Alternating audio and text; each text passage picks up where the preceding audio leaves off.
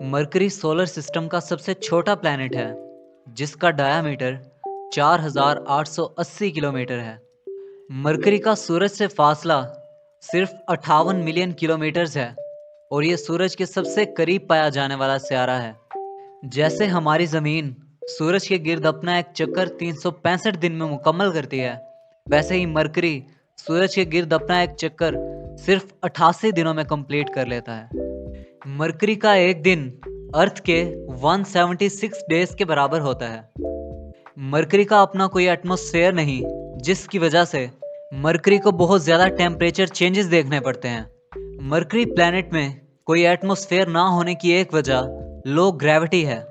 Mercury एक छोटा Sierra है जिसकी ग्रेविटेशनल फोर्स भी बहुत ज़्यादा कम है।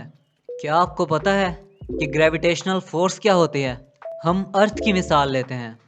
हम किसी चीज़ को ऊपर फेंकते हैं। सपोज करें हम एक बॉल को ऊपर फेंक रहे हैं, तो वो वापस ज़मीन की तरफ क्यों आती है? वो बॉल वापस ज़मीन की ग्रेविटेशनल फोर्स की वजह से आती है।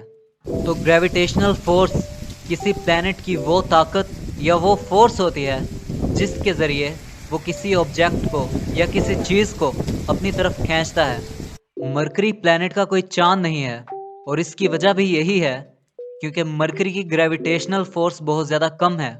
अपनी कम ग्रेविटेशनल फोर्स की वजह से मरकरी किसी बड़े खलाई पत्थर को पकड़ के अपने गिर्द गर्दिश करने पर मजबूर नहीं कर पाता।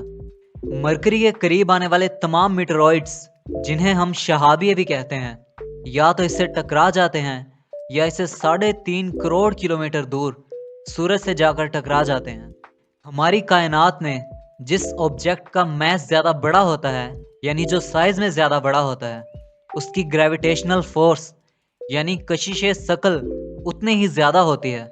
इस हिसाब से हमारे सोलर सिस्टम में सबसे ज़्यादा ग्रेविटेशनल फोर्स सूरज की है। मरकरी सोलर सिस्टम का सबसे छोटा सियारा है, जिसकी वजह से इसकी ग्रेविटेशनल फोर्स भी बहुत कम है। अगर अर्थ पर आपका वज़न 70 केजी है, तो यही वज़न आपका मरकरी पर 30 केजी होगा। प्लैनेट मरकरी के बारे में मज़ीद मालूमात लेने के लिए मरकरी पर काफ़ी मिशंस भेजे गए हैं। 1974 से 1975 के दरमियान नासा की तरफ से मैरिनर 10 मिशन लॉन्च किया गया। मैरिनर 10 मरकरी के पास जाने वाली पहली स्पेस क्राफ्ट थी और ये एक फ्लाई बाय मिशन था।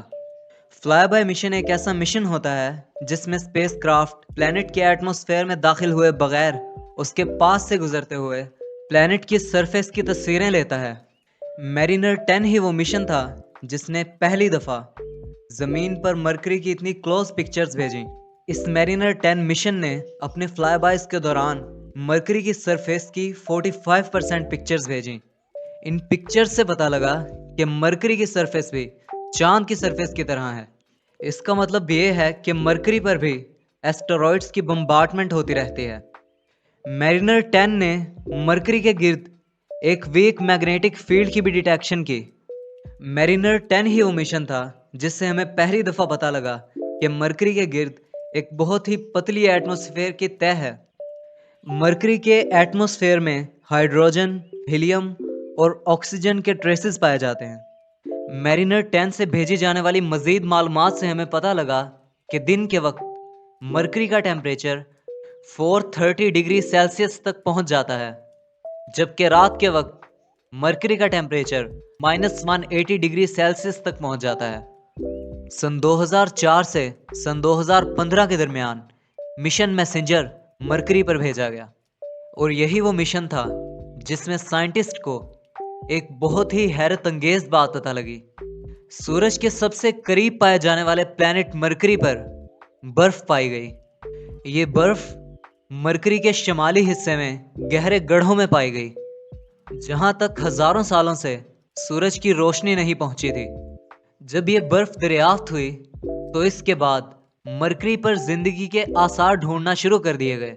कई साइंसदानों के जहन में ये ख्याल आया कि शायद इसी बर्फ की तह में उन्हें कोई जरसूमा या बैक्टीरिया मिल जाए, लेकिन आज तक मरकरी पर जिंदगी की कोई निशानी नहीं मिली।